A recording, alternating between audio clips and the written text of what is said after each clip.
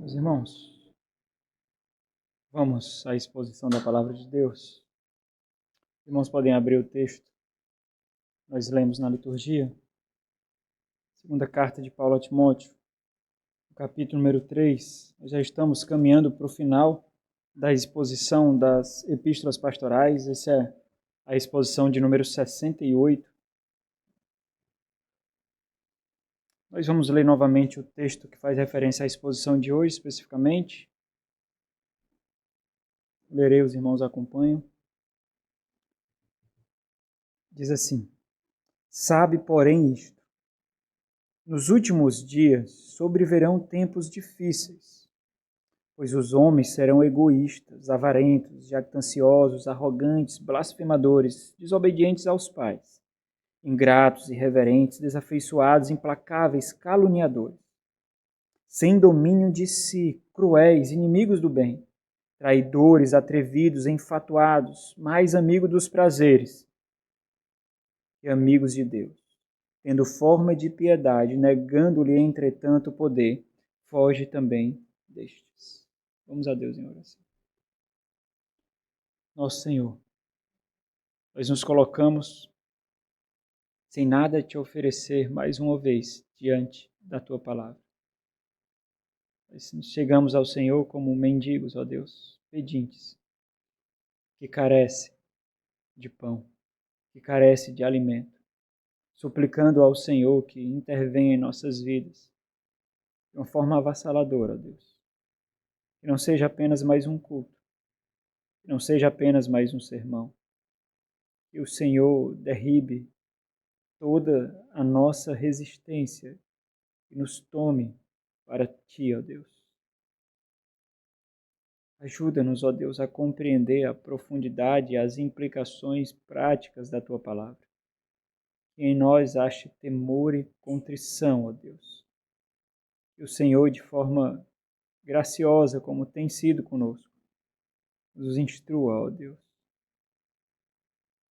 Ajuda-nos a sermos instrumentos para a Tua própria exaltação, a edificação, nutrição, proteção e preservação da Igreja do Senhor, ó Deus. Que possamos, através desses sermões, enxergar a integridade necessária, a piedade necessária daqueles que são levantados pelo Senhor para cuidar da casa do Senhor, ó Deus. Que sejam de fato modelo para todos nós. Que entre nós, ó Deus, possa surgir aqueles que são vocacionados pelo Senhor para a obra do Senhor. Rogamos a Ti, ó Deus, em nome de Jesus. Amém. Oficiais da Igreja, esse é o tema da nossa série. Instrumentos da graça divina para a preservação da casa de Deus. Esse é o sermão de número 68. Nós já temos caminhado muito até aqui e temos exposto trecho a trecho, porção após porção, findando cronologicamente com a segunda carta de Paulo a Timóteo, seu último escrito. Timóteo foi enviado à igreja de Éfeso para não simplesmente fazer uma viagem missionária, mas para socorrer aquela igreja. Aquela igreja estava se debatendo no seu próprio sangue. Homens carnais se levantaram no meio da igreja para sucatear, para abusar da noiva de Cristo Jesus. Aquela igreja que Paulo dedicou mais de 3 anos da sua vida, não somente discipulando, doutrinando, ensinando as doutrinas básicas da fé, mas preparando obreiros para que a igreja não findasse com a sua saída, com a sua viagem. E Paulo, ao seguir viagem, é interrompido pelo Espírito Santo de Deus em Atos capítulo 20. E é compelido pelo Espírito Santo, pela profecia que ele mesmo recebeu do Senhor. Não é uma advertência genérica, talvez é o que acontece hoje, né? Cuidado, irmãos. Cuidado com essa amizade. Cuidado com essa amizade porque pode te levar por caminhos maus. Cuidado com esse relacionamento. Não são exortações como essas. Paulo recebeu de fato uma profecia que naquele meio se levantaria lobos vorazes, feras, de dentro da igreja, que penetrariam a própria igreja para abusar do rebanho do Senhor, para atingir o rebanho do Senhor. E Paulo compele aqueles presbíteros da igreja de Éfeso para resistir intrepidamente contra esses homens maus, contra esses homens perversos, mas esses homens não resistem. Esses homens, eles sucumbem a esses homens maus e perversos. Talvez alguns deles se tornaram esses homens maus e perversos, mas eles sucumbem. E a igreja passa a ser completamente desprotegida, abusada, ferida. E quando Paulo envia Timóteo, a igreja está não mais como Paulo deixou, mas o próprio capítulo 4 deixa claro que a igreja estava sendo conduzida por agentes de Satanás, por agentes demoníacos. É assim que Paulo identifica os falsos profetas, os falsos mestres, sem qualquer política da boa vizinhança, sem qualquer pseudo-prudência, mas como filhos de Satanás, cuja intenção é acabar com a reputação da igreja do Senhor e corromper completamente o evangelho de Cristo Jesus. E Paulo envia o homem cheio do Espírito Santo de Deus, profundamente convicto de sua vocação, que assim como ele, derramaria cada gota de sangue, lágrimas e suor para socorrer a igreja do Senhor. E cá entre nós, são poucos que nós podemos identificar assim, inclusive nos nossos dias. Cheio de seminários formando teólogos, cheio de seminários formando homens cultos, mas que não estão dispostos a se gastarem no anonimato de uma igreja local, enxugando feridas e lágrimas de ovelhas que têm muito pouco conhecimento acerca de doutrinas que eles tanto amam. Timóteo é enviado. Nós percebemos que talvez não era a intenção de Timóteo ser enviado e passar tanto tempo ali naquela igreja, mas o fato é que essa igreja é socorrida e resiste, porque quando nós vemos as cartas sendo enviadas para as 7 igrejas da Ásia Menor, a igreja de Éfeso ainda está lá. Quase 30 anos depois, a igreja está lá, por causa de um homem jovem, mas completamente convicto de sua vocação, de seu chamado. Nós temos muitos exemplos como esse na história da igreja, de homens e mulheres que foram levantados para fazer a obra do Senhor mesmo em sua juventude. Mas o fato é que Timóteo encontra absurda resistência. E Paulo exorta de que ele não deveria ser desprezado, não por causa dele, mas por causa da mensagem que ele carrega e da função que ele exerce ali. Passam 2 anos depois da primeira carta, que serviu como instrução, e nós temos a segunda carta. Uma carta muito diferente, absurdamente pessoal, talvez o escrito mais pessoal de Paulo. E como eu falei algumas vezes, parece que nós somos intrusos da conversa de Paulo com Timóteo, porque Paulo fala pessoalmente a Timóteo.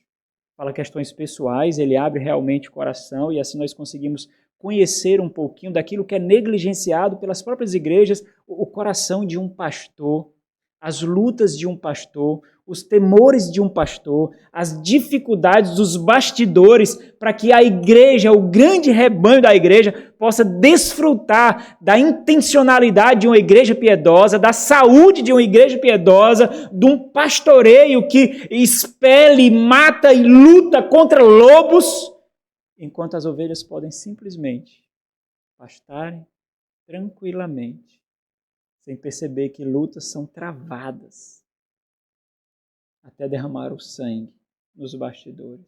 E Paulo faz isso com Timóteo. E é muito importante porque aquilo que muitos pastores não têm, Paulo serve para Timóteo, Timóteo serve para Paulo, porque um é cúmplice do outro. Entende as suas lutas, as suas dores, as suas dificuldades. Então Paulo escreve uma segunda vez para Timóteo, na antessala do martírio ali, já prestes a experimentar não a morte, mas não a morte como os romanos pensavam, ou como os seus algozes pensavam ali. Na verdade, ele encontrar-se-á com o seu Senhor, o Senhor da sua vida, por quem ele tanto ansiou.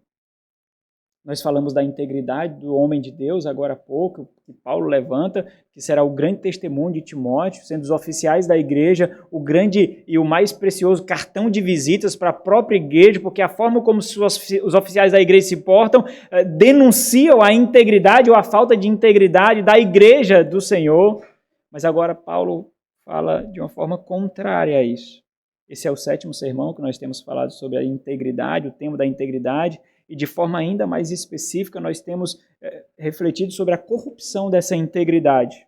A corrupção vista por aqueles que olham com olhos de fidelidade ao Senhor, mas aqueles que desfrutam dessa hipocrisia e dessa corrupção da integridade, eles não a identificam dessa forma. É a falta de integridade que caracteriza, segundo Paulo, os últimos dias. Paulo não está falando acerca dos dias finais, onde o Senhor Jesus Cristo vai consumar a sua obra. Paulo está falando que a igreja do Senhor sempre experimentará as lutas, os temores, e com o passar do tempo isso ficará cada vez mais agressivo, aquilo que será característico nos dias que antecederão a vinda do nosso Senhor Jesus Cristo. Amantes de si, homens amantes de si, mulheres amantes de si. E o que é mais gritante é que essas pessoas professarão o nome do Senhor. Elas estarão dentro da igreja. Paulo está falando de pessoas que estão dentro da igreja, que devem ser expostas e expelidas do meio do rebanho do Senhor. Então, muito diferente do que nós costumamos pensar, de que a igreja tem que passar períodos sem tensão e dificuldades. Na verdade, o ponto de Paulo é muito diferente. A vida da igreja é uma vida de tensão e dificuldades, mas sempre em fidelidade. Sempre em fidelidade. É o que Paulo diz no versículo 5 do capítulo 3 sobre essas pessoas. Tendo forma de piedade, negando-lhe, entretanto, o poder da exibição da santidade, o poder da exibição da piedade, o poder da exibição da fidelidade, da mortificação, da contrição, da intrepidez, da contundência, que nos faz abrir mão de tudo por amor ao nosso Senhor.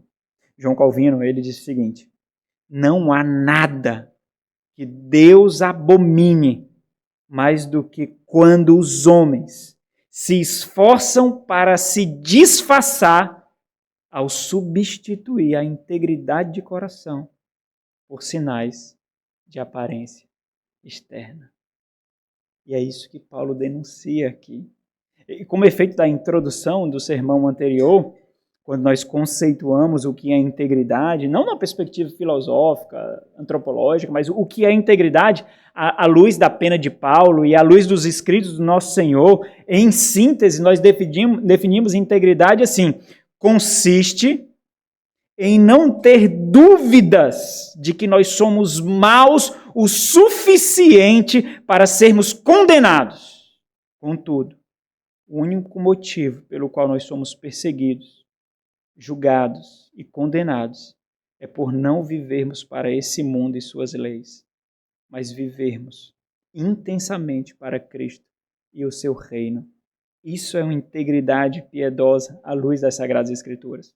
A denúncia de Paulo aqui a Timóteo é fortalecida pela intensidade da advertência e do alerta que ele expõe aqui, de que a grande desgraça de uma igreja é o contentamento de uma integridade e uma piedade de mera aparências.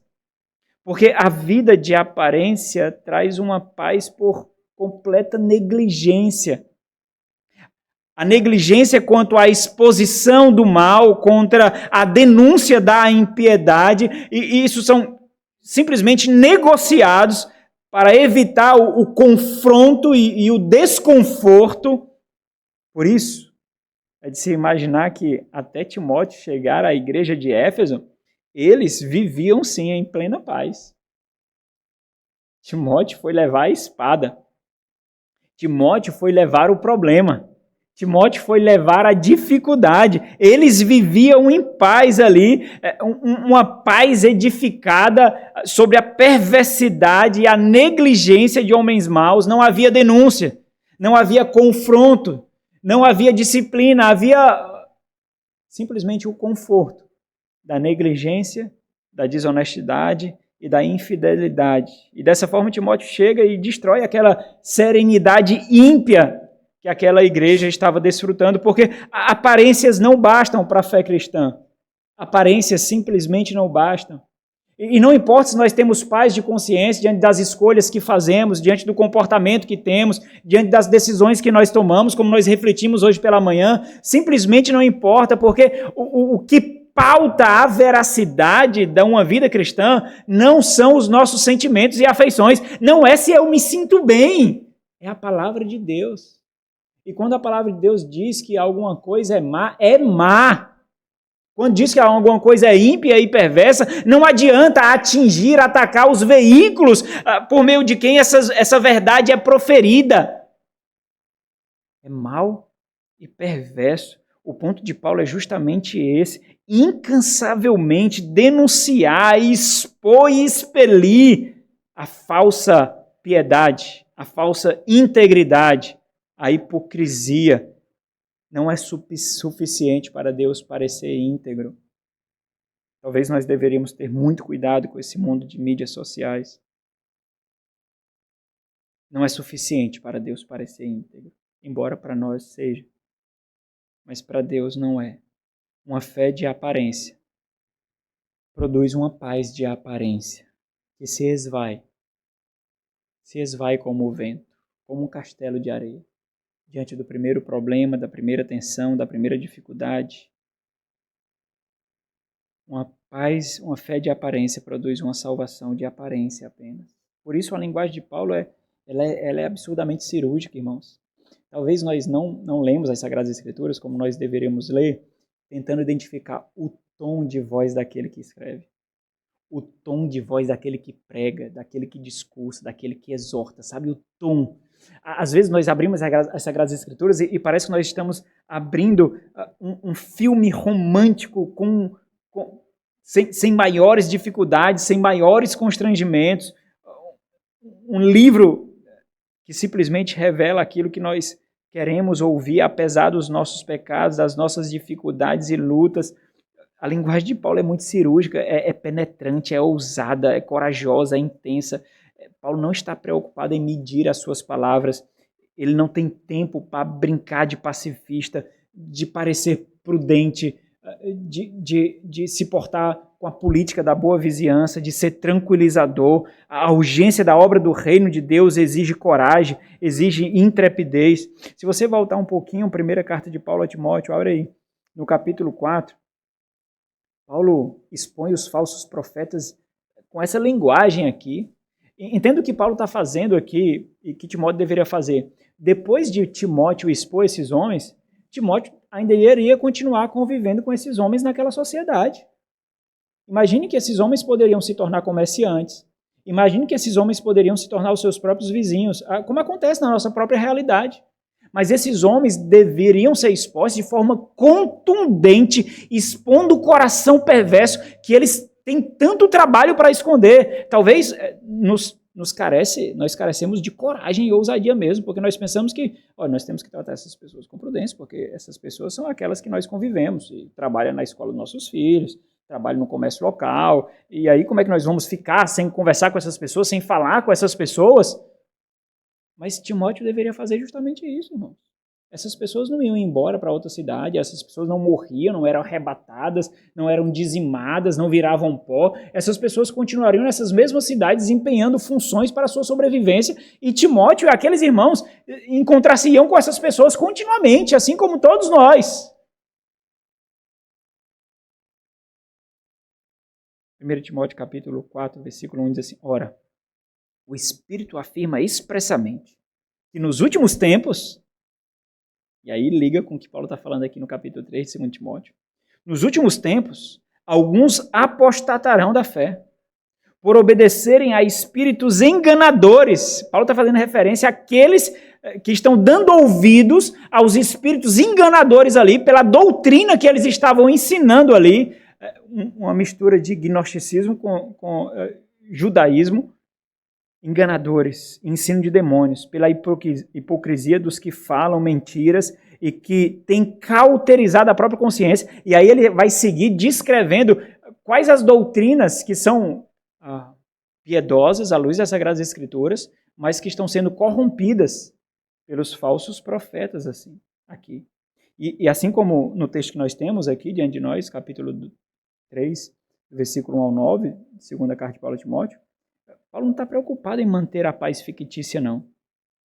Uma paz de fumaça, de algodão. Um evangelista puritano, ele diz o seguinte: eu sei por triste experiência o que é adormecer embalado por uma falsa paz. George Whitefield. Eu sei por triste experiência o que significa ser adormecido, embalado por uma falsa paz. Por muito tempo, ele testemunha, por muito tempo fiquei adormecido, por muito tempo me considerei um cristão, quando nada sabia sobre o Senhor Jesus Cristo. Essa é uma confissão sincera, uma confissão de temor. Não há tempo para brincar com o sagrado, irmãos. Nós não temos tempo para brincar com o sagrado, negociando a fidelidade com Deus por causa do desconforto com outras pessoas ao nosso redor, quando os pecados deveriam ser denunciados. Essa deve ser a dinâmica comum da vida da igreja. Uma paz que é mantida por tensão e luta. Uma fidelidade que é mantida por tensão e luta, mas a tensão e luta nunca findará no meio da igreja do Senhor. Igrejas que passam anos e anos e anos sem uma disciplina eclesiástica. Se você lê alguns livros sobre as igrejas do século XVII, século XVIII, eu li um há pouco tempo. A cada um mês ou 2 meses eram disciplinas atrás de disciplinas. Eles tinham um relatório de disciplinas mensais, irmãos. Porque nós não entendemos muito bem. Parece que a exposição e a disciplina é um sinal de que ali não há uma igreja saudável, uma igreja piedosa, mas é o contrário. O contrário. Não há tempo para brincar com o sagrado, para brincar com o testemunho de Cristo. Não há tempo para brincar de desfrutar de uma paz que é mera hipocrisia, uma paz que não satisfaz a Deus, agride a Deus, mas satisfaz a carne.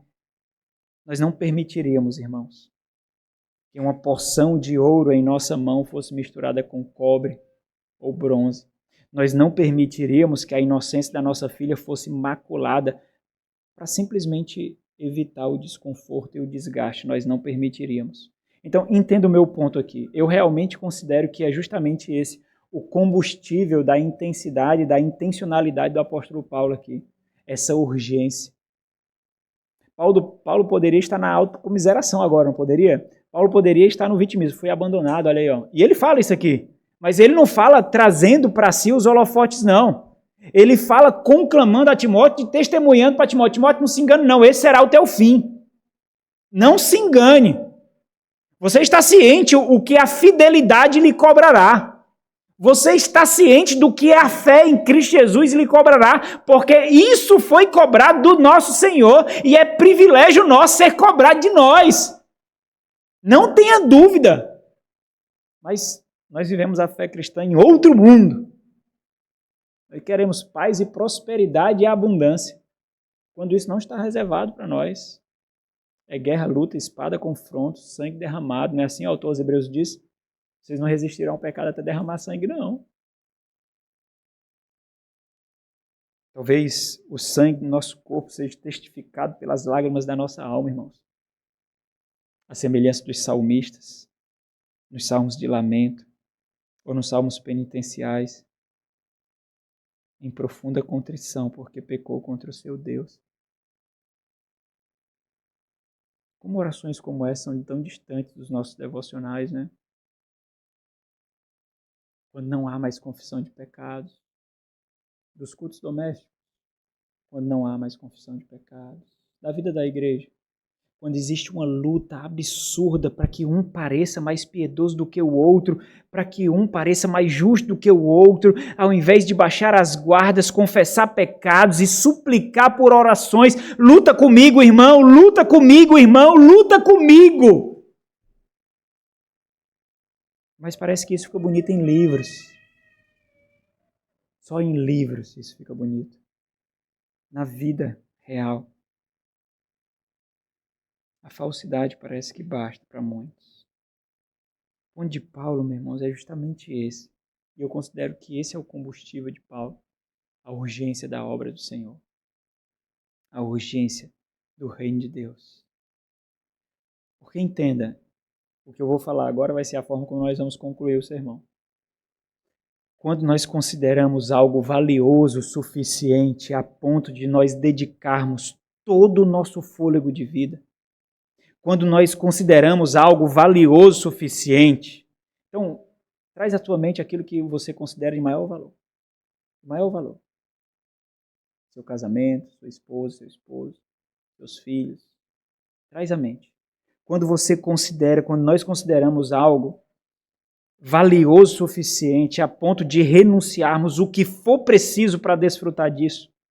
Quando nós consideramos algo valioso o suficiente a ponto de nos considerarmos indignos ao mesmo tempo que nós nos consideramos privilegiados por tê-los em mãos, por desfrutar disso, então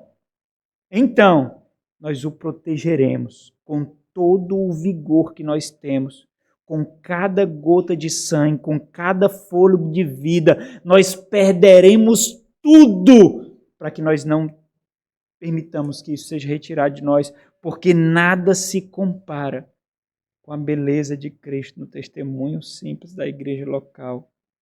Esses que consideram isso, nunca serão capazes de macular o que tem em suas mãos.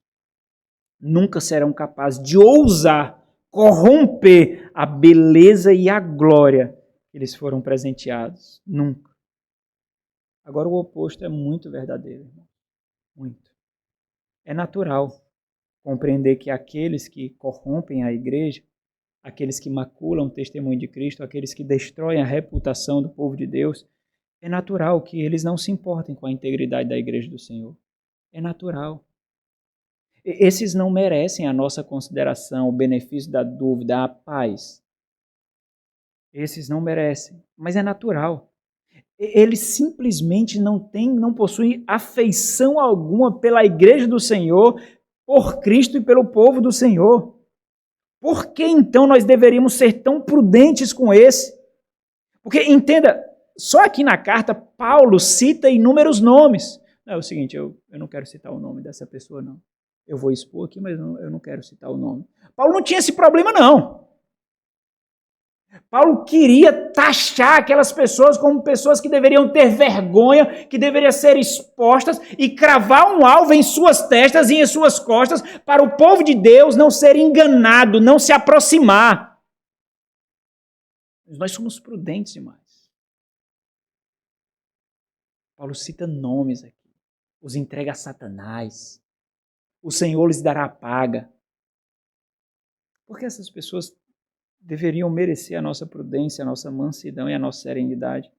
Porque nós manteríamos a paz, a política da boa vizinhança com aqueles que vivem no nosso meio, mas não são dos nossos, simplesmente porque não entregam as suas vidas à causa do reino, o testemunho da fé na vida da igreja local. Esses expõem, esses corrompem porque eles não se importam, irmãos.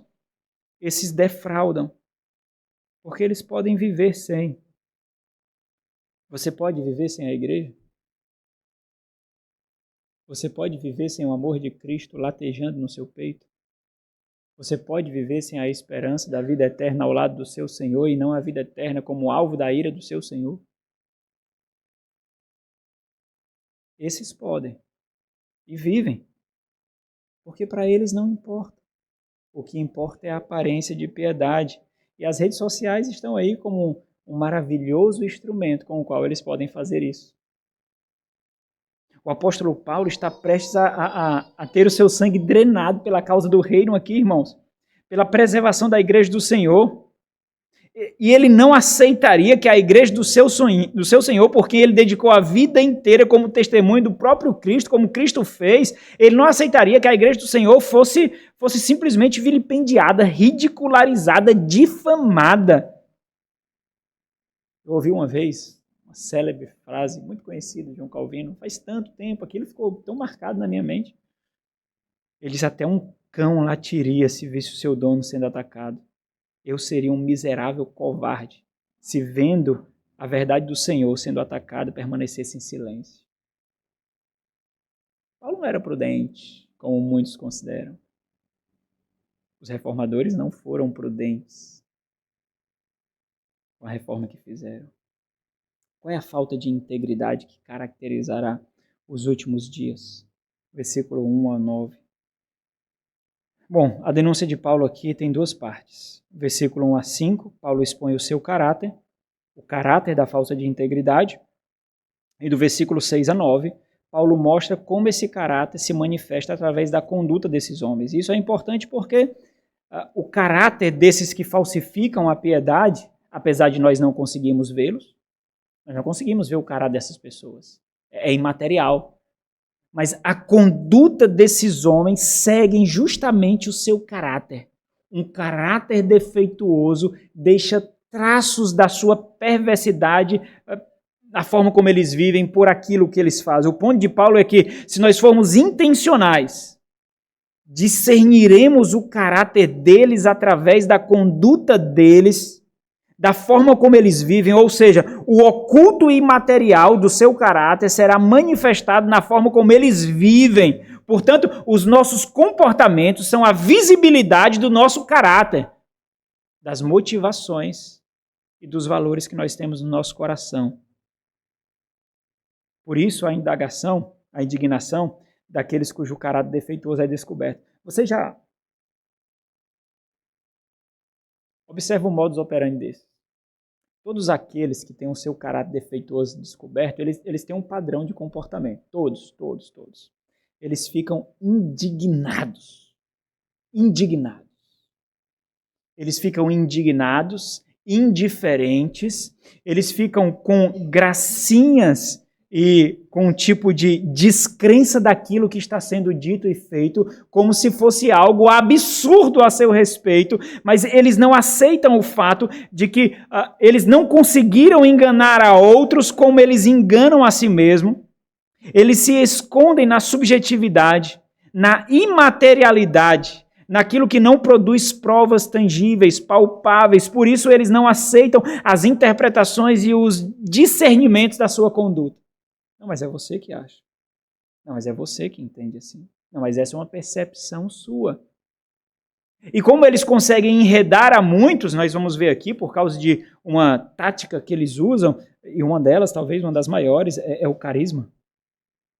Porque eles conseguem enredar a muitos, eles pensam que conseguem enredar a todos. O ponto de Paulo é que é justamente esse, Timóteo, muitos aí foram enredados. Muitos sucumbiram. Mas vai e faz a obra. E é por isso que eles fazem tantos seguidores cúmplices. Porque nem todos vêm. Nem todos enxergam. Porque para enxergar é preciso mais do que 2 olhos materiais. Observa a exposição do caráter desses homens. Versículo 1. Sabe, porém, Timóteo, fica ciente disto. Timóteo, fique alerta. Timóteo, compreenda isto. Nos últimos dias sobrevirão tempos difíceis. Como é que a gente sabe que esses tempos difíceis diz respeito àquele contexto especificamente? Porque Paulo vai falar sobre realidades que estavam sendo experimentadas ali. Muitos deles invadem casas, entram em casas, enganando mulherinhas indefesas. E outras situações que estavam sendo experimentadas ali. Nos últimos dias sobrevirão tempos difíceis. E aqui é importante, irmãos, porque esses tempos difíceis não serão tempos difíceis para o mundo, não. Esses serão tempos difíceis para a igreja. Porque quanto mais o tempo passa, mais as pessoas são cada vez mais enredadas pelo discurso desse mundo. O discurso de pragmatismo, de consumismo, de ativismo, a busca por conforto, tranquilidade. Nós vemos isso em larga escala. Pessoas que não querem ter filhos porque não pode pagar um plano de saúde, porque não pode colocar os seus filhos em escola particular, porque não pode dar uma vida de qualidade aos seus filhos. Pessoas que não querem ir mais para retiros da igreja por causa do desconforto de passar uma noite fora da sua cama. Pessoas que não conseguem mais viver a vida da igreja porque tem que trabalhar, porque tem que estudar, porque tem que fazer cursinho, porque tem que passar em concurso. Pessoas que escutam diuturnamente que merecem o melhor do mundo, que precisam de conforto para que sua vida tenha significado. E cada vez mais essas pessoas continuarão entrando à igreja, muitas vezes buscando a igreja como um ansiolítico, como a solução de um casamento que foi deformado por alguém que viveu para o trabalho, por alguém que viveu, que escolheu coisas erradas, que fez escolhas absurdas, mas agora busca remediar as suas escolhas, os seus erros, os seus vacilos.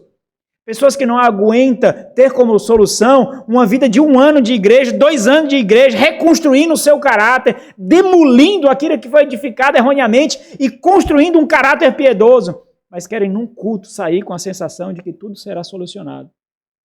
A palavra do pastor foi, estou preparado para mais uma semana.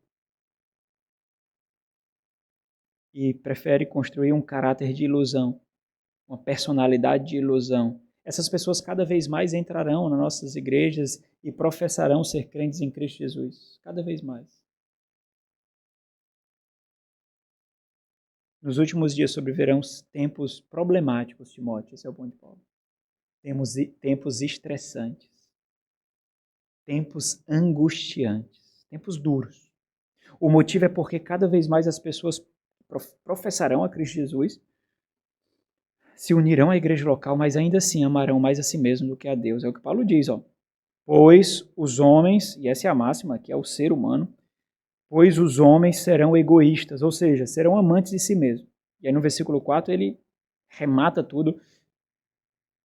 Serão mais amigos dos prazeres do que amigos de Deus. Ou seja, eles não terão compromisso com a integridade da fé. Mas isso não quer dizer que eles não têm compromisso. Eles terão compromisso consigo mesmo, com as suas vaidades, com seu próprio coração. E o versículo 5 sintetiza isso. Para esses, a aparência bastará. Parece que Paulo está vivendo no século XXI, tá não? Não é?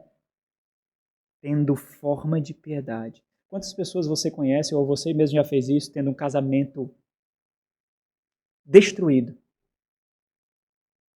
mas criou um perfil na sua rede social como se você vivesse num mundo de conto de fadas. Como se você tivesse uma vida saudável, quando na verdade você nem se compromete com a sua saúde. Quantas postagens? Quantas postagens assim? Como se seu filho fosse um bonequinho, quando ele é um demônio.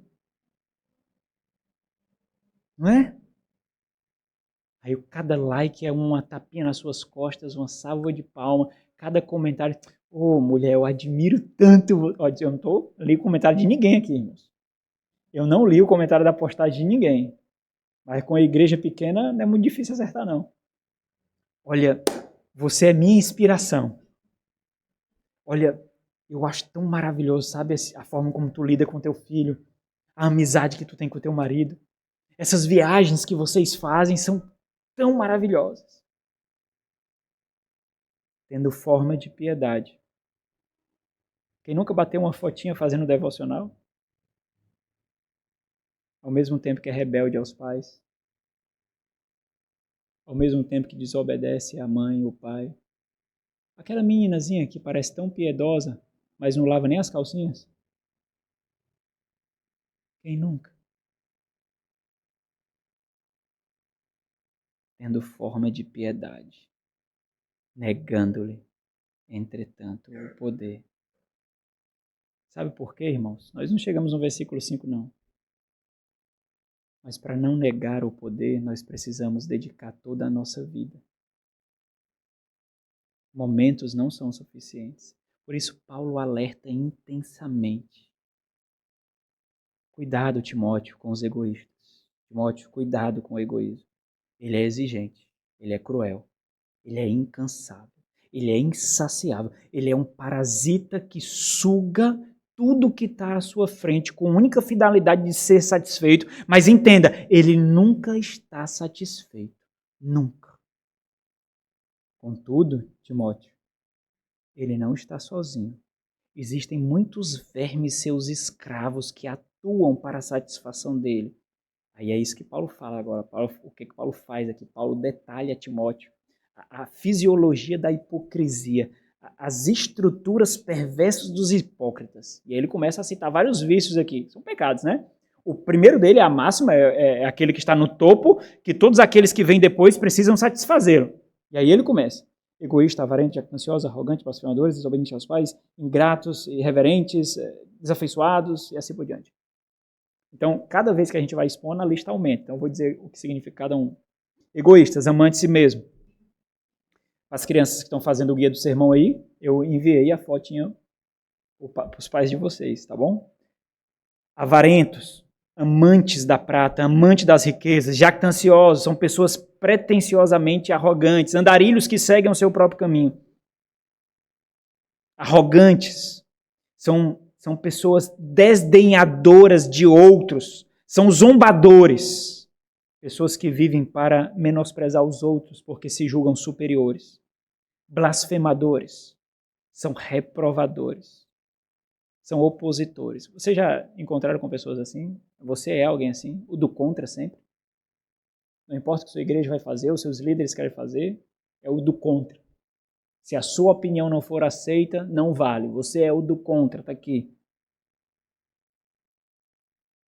Blasfemadores, pessoas abusivas, desobedientes aos pais, pessoas contumazes, teimosas, incorrigíveis, ingratos. Ingratos são pessoas amargas, autocentradas, que não reconhecem que todos nós somos devedores de outros. São pessoas que muito querem, mas nada têm, justamente por buscarem por meios errados. Os ingratos aqui. Irreverentes. São ímpios, profanos, perversos, que não se consagram a Deus, mas se consagram a si mesmos. E aí os vícios ou os pecados aqui, as estruturas de caráter da falsa integridade que nós observaremos hoje. Versículo 3, iniciando o versículo 3, Paulo continua aqui dissecando o cadáver. Essas pessoas são pessoas mortas e Paulo está dissecando o cadáver dessas pessoas. Desafeiçoados, Paulo continua. São pessoas insensíveis, pessoas de coração duro, sem amor ou afeição àqueles com quem se relaciona. Aqui, irmão, se trata de alguém que não possui afeição natural alguma para com o próximo, para com aqueles que eles compartilham de similaridades, compartilham de necessidades, para o ser humano, para o homem em si. Seria o que nós conheceríamos como apatia, empatia, compaixão. Observa como isso desenvolve o que significa o egoísmo aqui. Aqui corresponde a alguém de difícil relacionamento, esses desafeiçoados. Porque eles não cedem de forma alguma. A não ser quando ceder é apenas uma mera estratégia para beneficiar a si mesmo. Seria uma estratégia de dar um passo para trás para dar 2 passos para frente.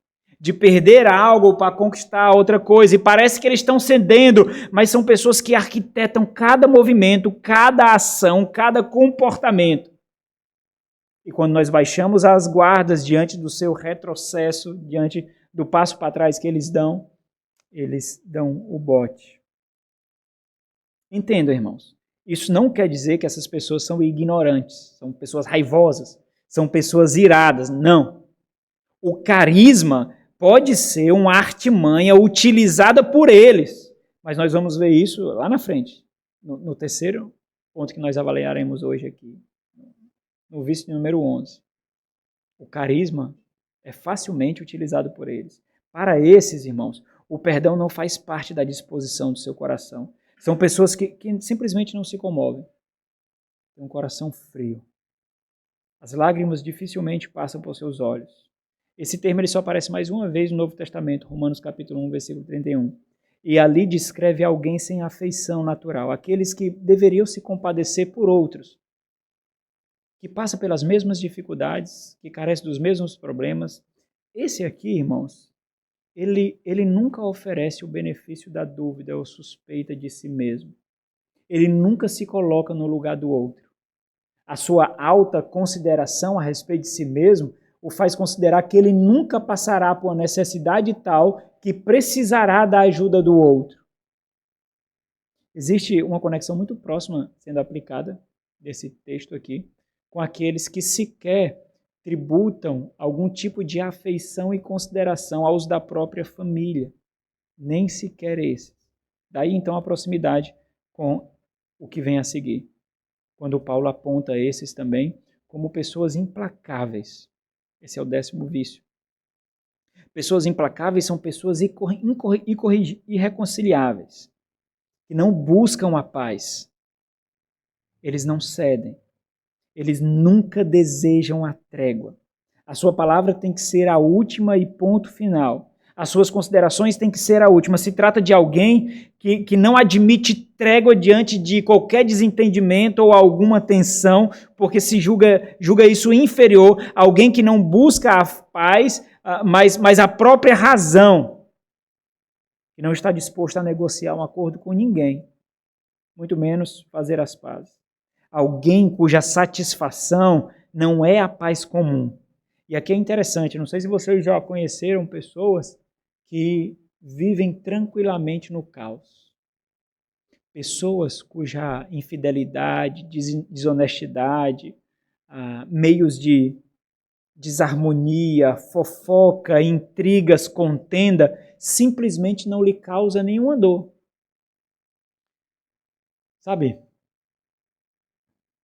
Às vezes nós vamos visitar alguns parentes e ali passamos, sei lá, estou falando da realidade de quem é casado ou que mora no lar, que é um lar feito por crentes, e vai visitar alguns parentes que não são crentes. E aí nós passamos ali 2, 3 dias e nós vemos ali um ambiente de intriga entre casal, de obstinação entre filhos e pais, a grosseria, gritaria, descontrole, palavrões sendo utilizados comumente, mas enquanto que para a gente causa um profundo desconforto, para eles é tudo normal, natural. Às vezes quando nós tiramos férias e vamos para outras igrejas, visitar outras igrejas, né, em nossas viagens, e de repente nós saímos do nosso ambiente, né, aqui você não vê os meninos correndo, gritando, se estribuchando, o pai dando um celular para uma criança para poder suportar o culto. Você não enxerga isso. E quando você, de repente, visita uma igreja e você enxerga isso, e você olha para os lados e ninguém está vendo, ninguém vai brigar, ninguém vai exortar, é normal isso? E para aquelas pessoas aquilo é a mais absurda normalidade. Enquanto o pregador está exortando a igreja por mortificação e fidelidade, os meninos estão correndo, gritando, e os pais como se nada tivesse acontecendo. Para a gente que não é acostumado com esse ambiente, causa um desconforto absurdo. Mas para aquelas pessoas é uma mera normalidade. São esses. Essas pessoas implacáveis são aquelas cujo ambiente de caos é a sua normalidade.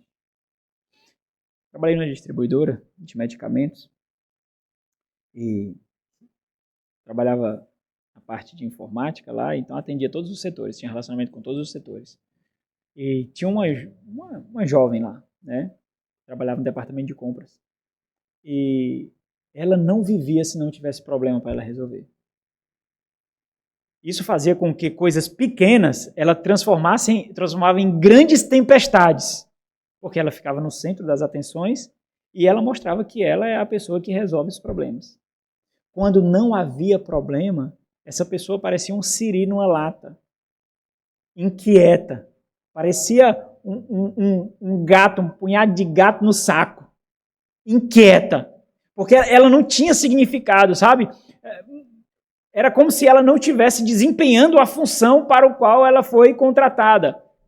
O seu sentido de vida era solucionar problema. A sua realização, o que fazia ela se sentir viva, era aquele estresse, aquela correria, aqueles problemas, aquela angústia, aquela tensão constante. E aí teve um dia que eu disse: Fulana, sabe qual é o teu problema? O teu problema é porque tu ama o caos. O caos é teu oxigênio. O caos é a tua vida. Tu não consegue viver sem caos. Pessoas assim vêm em ambientes de intriga, ambientes de carnalidade, ambientes de falsidade, vêm a mais simples tranquilidade, por causa do seu descompromisso com Deus e a frieza do seu coração. Observe como é natural para alguém assim não considerar negativo ou ruim a situação da igreja de Éfeso. Essas pessoas estavam vivendo na igreja que Timóteo foi socorrer. E a igreja estava desfrutando justamente disso. Homens que estavam abusando de mulheres ali, naquela igreja, irmãos. Homens que estavam roubando de viuvinhas indefesas, desamparadas, que precisavam do necessário para a sua subsistência. E esses mesmos homens subiam para pregar a palavra de Deus ali. E aqueles crentes estavam vivendo naquela igreja tranquilos. Tranquilos. Agora, vício de número 11, caluniadores. Esse é interessante porque tem aplicações muito práticas para nós.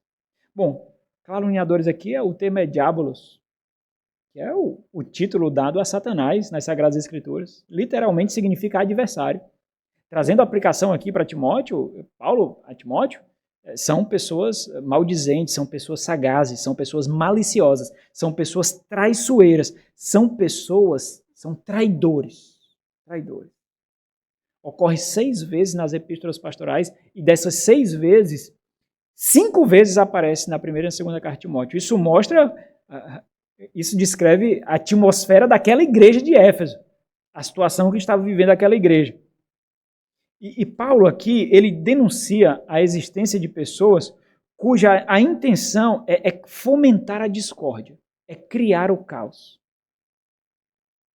É jogar uma fagulha de fogo e sair, para que o campo se incendeie.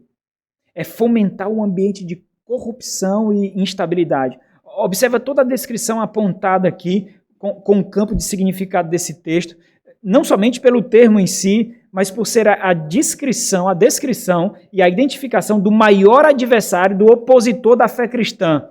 Isso mostra a ardilosidade com que o erro era infringido naquela igreja, disseminando o mal maliciosamente, com aparência de bondade, com aparência de prudência, tragando os ingênuos, aglomerando os imaturos.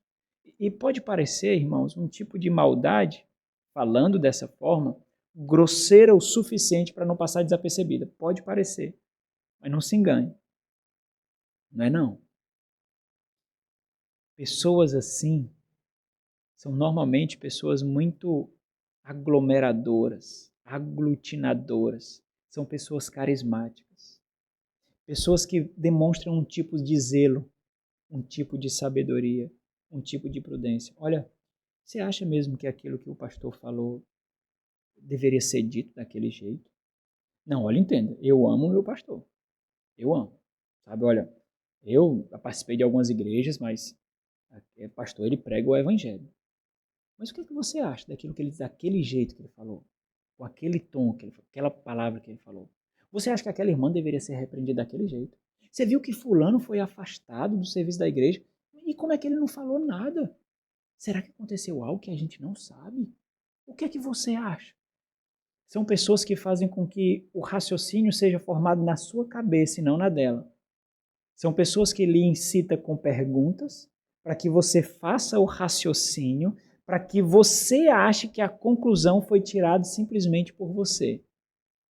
Pessoas ardilosas e sagazes. Pessoas assim, irmãos, eles se escondem. Pessoas assim camuflam as suas intenções com ações afetuosas, com boas ações, criando um constrangimento. Pessoas assim geralmente presenteiam bem. Pessoas assim massageiam o ego de outros com uma facilidade absurda e levam outros a constrangimento para que nós possamos duvidar delas constantemente. Para que não olhemos simplesmente para os seus erros, olhando para que essas pessoas mereçam mais o benefício da dúvida. Pessoas assim seduzem com uma facilidade, porque possuem alguns dotes que atraem, sem pressão ou grosseria. Pessoas assim falam do mal de outras com uma mera normalidade, como se desejasse ajudar, como se desejasse contribuir para a edificação da igreja. E sem dúvida nós temos muitas aplicações dessa realidade para a vida da igreja. Mas tem uma que eu queria destacar aqui. Infelizmente, as igrejas aceitam esse tipo de mal como se fosse algo contra o qual não é mais possível lutar, tomando como normalidade algo que a igreja deveria lutar de fato, como a fofoca. A fofoca trafega igrejas e igrejas com uma facilidade absurda, mas a fofoca é o exercício desse pecado. A fofoca é a execução da ardilosidade desse pecado, irmãos. A fofoca é a calúnia maliciosa e traiçoeira, vinda de pessoas covardes e arrogantes que se consideram superiores aos demais. A fofoca é a assassina do caráter e da reputação de outros, com a roupagem de piedade e justiça. Aqueles que fofocam sempre se julgam mais piedosos, mais santos e mais justos do que aqueles que estão sendo apontados. Charles Spurgeon disse assim, é muito mais fácil pôr uma história à tona do que pará-la. Se você quer que a verdade dê a volta ao mundo, você deve alugar um trem expresso para puxá-la. Mas se você quiser que uma grande mentira dê a volta ao mundo, ela voará. É leve como uma pena, e um sopro a carregará. É bem dito no velho provérbio, uma mentira irá ao redor do mundo, enquanto a verdade está colocando ainda os seus sapatos.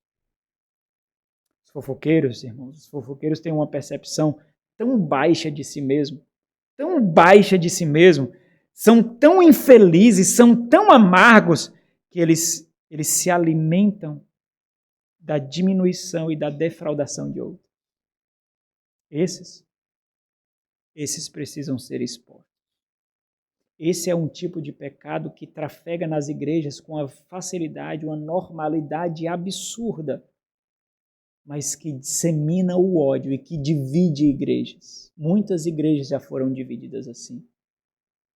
Isso acontece muito quando há pluralidade de liderança, que deve haver, é saudável, mas quando os líderes baixam a guarda, quando os líderes precisam que a sua autoestima seja afagada, que o seu ego precisa ser afagado, e esses aqui, como lobos vorazes, como Satanás o é, que fica ao nosso redor, fica farejando fraqueza.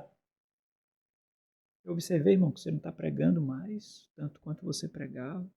Eu gostava tanto dos seus sermões. Olha, só entre nós aqui. Entende? O pastor, eu amo ele, aí, só entre nós. Mas os seus sermões eram penetrantes assim.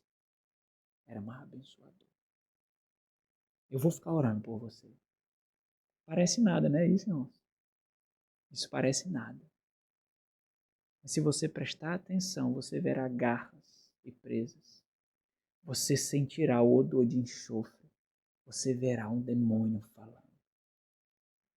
Jonathan Edwards, em certa pregação, desceu do púlpito e uma senhorinha disse: que sermão maravilhoso! Nunca ouvi um sermão dessa forma tão contundente. Ele disse: cala-te a boca, Satanás.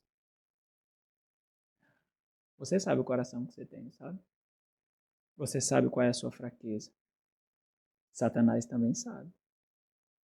E se é de autoestima que você precisa, ele lhe dará. Cuidado, jovens. Eu fico absurdamente preocupado quando eu vejo jovens vaidosos. Esse será a sua pior desgraça, a vaidade. A vaidade será a sua maior desgraça.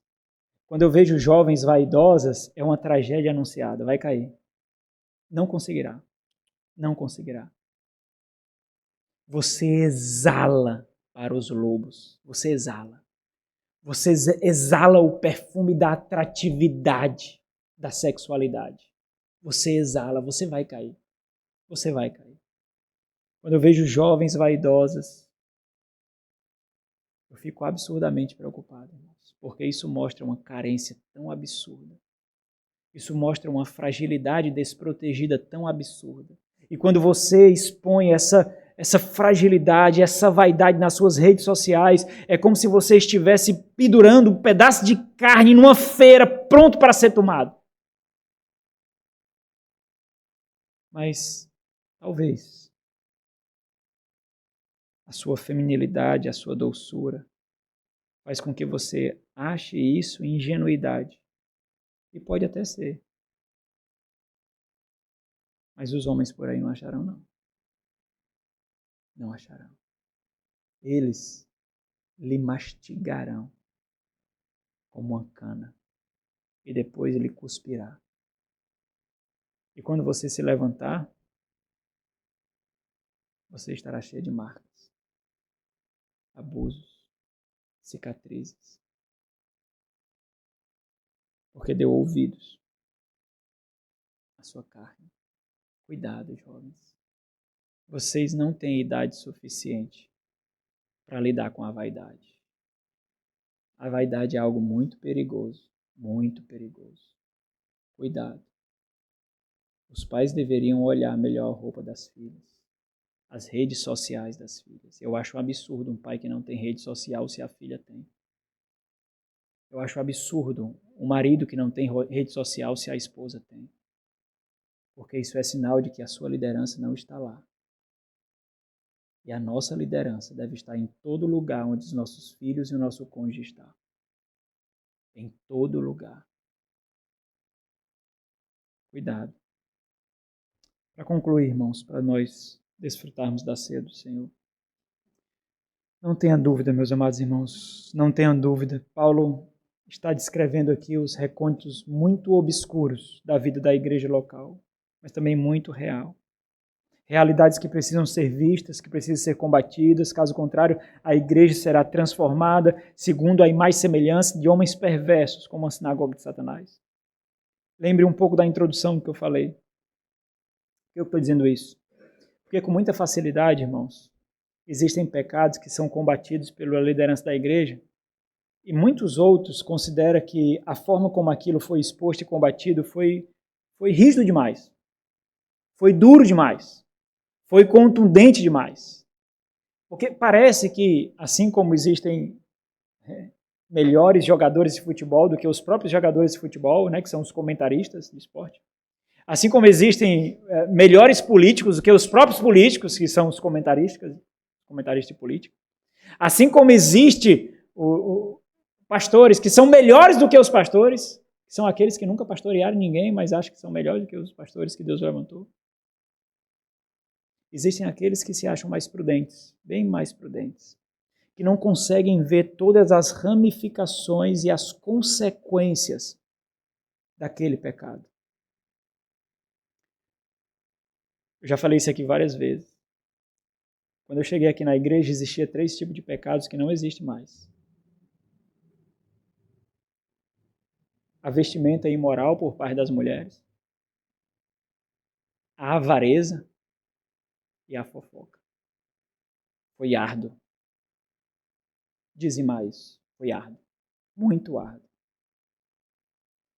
Talvez o último a extinguir foi a fofoca. E a fofoca aqui sempre foi tratado com uma contundência absurda mesmo. Porque a fofoca é a defraudação daqueles que nós reconhecemos como representantes de Cristo Jesus. Todos aqueles que são membros da igreja local, a igreja local reunida, atestou que aquela pessoa é uma representante de Cristo Jesus. Essas pessoas Nós temos a responsabilidade com essas pessoas de proteger a sua integridade, a sua reputação, a sua dignidade, não de defraudá-la, não de corrompê-la.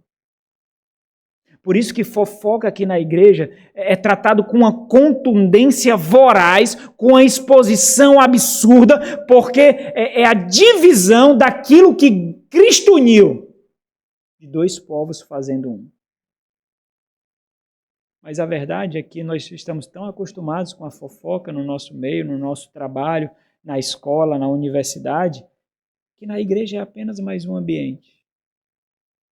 Não se engane, irmão. Não é. Então deixa eu concluir o sermão como eu comecei. Lembra lá da introdução. O valor em intensidades diferentes com que alguns observam a igreja do Senhor é perceptível na igreja do Senhor. Alguns observarão alguns pecados como meros erros. Aí foi um pequeno vacilo, pastor. Aí foi só um erro, foi um vacilo. É a falta de tato, é a falta de habilidade, é a falta de percepção, né? Não sabe lidar com isso. Enquanto outros não. Outros tomarão esses mesmos pecados como afrontas perversas, maliciosas e perigosas. Um ataque frontal à dignidade e à vida da igreja local. Onde está a diferença, irmãos? Onde está a diferença? Diante de tudo que eu falei aqui, onde está a diferença?